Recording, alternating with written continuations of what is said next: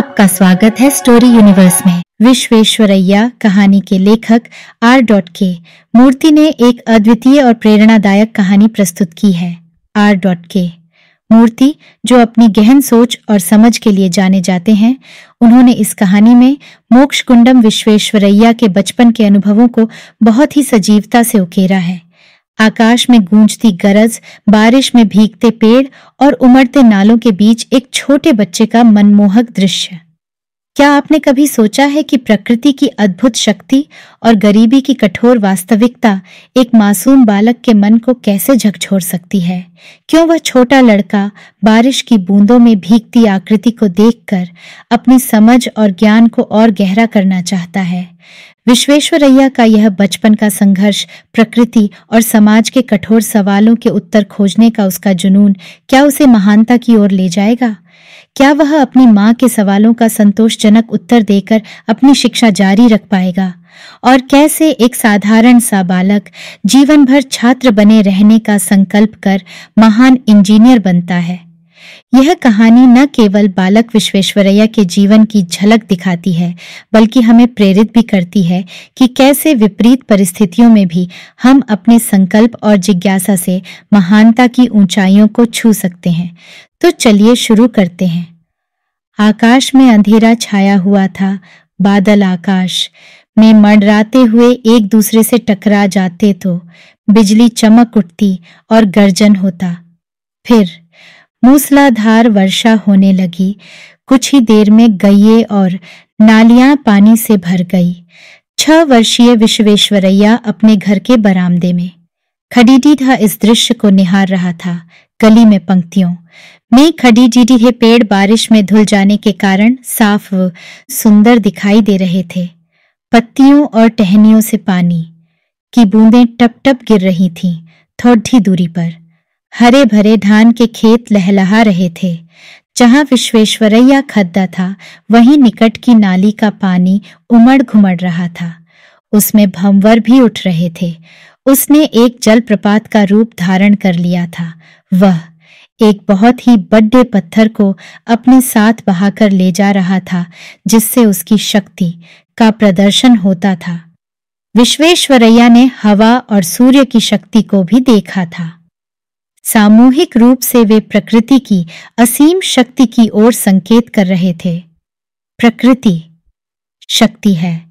मुझे प्रकृति के बारे में सब कुछ जानना चाहिए, वह छोटा सा लड़का बुदबुदाया। फिर उसने थोड़ी दूरी पर निर्भीकता से मूसलाधार वर्षा में खद्दी एक आकृति को ताड़पत्र की छतरी हाथ में लिए देखा। वह उसे तुरंत पहचान गया। उसके कपड़े फटे हुए थे। वह कमजोर और भूखी लग रही थी। वह एक झोंपड़ी में रहती थी। उसके बच्चे कभी स्कूल नहीं जाते। वह गरीब थी। विश्वेश्वरैया ने सोचा, वह इतनी गरीब क्यों है? उन्होंने बड़ी गंभीरता से प्रकृति और गरीबी के कारण के बारे में जानने का प्रयास किया। वह परिवार के बड़ों से इन बातों का उत्तर जानना चाहते थे। वह अपने अध्यापकों से भी जिरह करते। वह उनसे प्रकृति के बारे में पूछते। ऊर्जा के कौन से प्रचलित स्रोत हैं?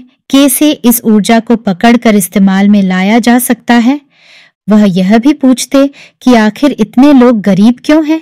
नौकरानी फटी साधी क्यों पहनती है?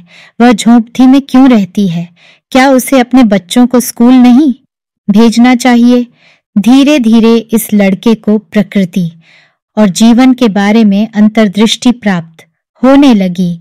उन्हें महसूस हुआ कि ज्ञान असीमित है।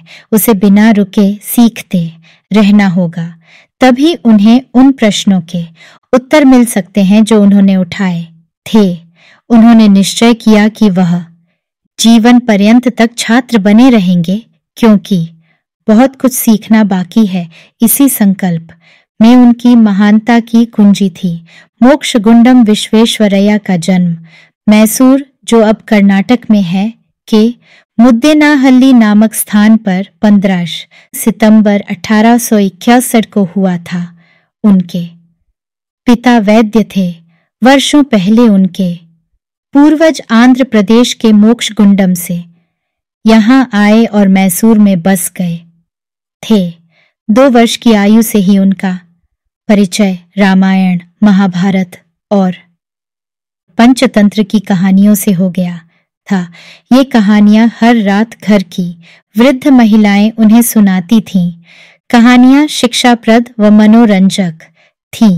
इन कहानियों से विश्वेश्वरैया ने ईमानदारी, दया और अनुशासन जैसे मूल मानवीय मूल्यों को आत्मसात किया। विश्वेश्वरैया चिकबल्लापुर के मिडिल व हाई स्कूल में पढ़ रहे जब उन्हें गॉड सेव द किंग, ईश्वर राजा को सुरक्षित रखे वाला गीत गाने को कहा गया तो उन्हें पता चला कि भारत एक ब्रिटिश उपनिवेश है। अपने मामलों में भी भारतीयों को कुछ कहने का अधिकार न था। भारत की अधिकांश संपत्ति विदेशियों ने हड़प ली थी। क्या उनके घर में काम करने वाली नौकरानी विदेशी शासन के कारण गरीब है? यह प्रश्न विश्वेश्वरैया के मस्तिष्क में उमड़ता घुमड़ता रहा। राष्ट्रीयता की चिंगारी जल उठी थी और उनके जीवन में यह अंत समय तक जलती रही। विश्वेश्वरैया जब केवल 14 वर्ष के थे तभी उनके पिता की मृत्यु हो गई। क्या वह अपनी पढ़ाई जारी रखें? इस प्रश्न पर तब विचार विमर्श हुआ जब उन्होंने अपनी मां से कहा, अम्मा, क्या मैं बंगलौर जा सकता हूँ? मैं वहां मामा रामैया के यहाँ रह सकता हूँ। वहां मैं कॉलेज में प्रवेश ले लूंगा। पर बेटा, तुम्हारे मामा अमीर नहीं हैं। तुम उन पर बोझ क्यों बनना चाहते हो? उनकी मां ने तर्क किया। अम्मा, मैं अपनी जरूरतों के लिए स्वयं कमाऊंगा। मैं बच्चों को ट्यूशन पढ़ा दूंगा। अपनी फीस देने और पुस्तकें खरीदने के लिए मैं काफी धन कमा लूंगा।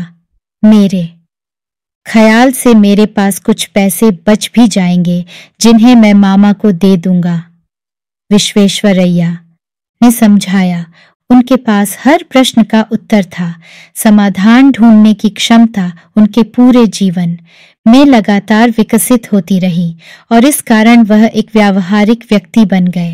यह उनके जीवन का सार था और उनका संदेश था, पहले जानो फिर करो, बढ़े होकर।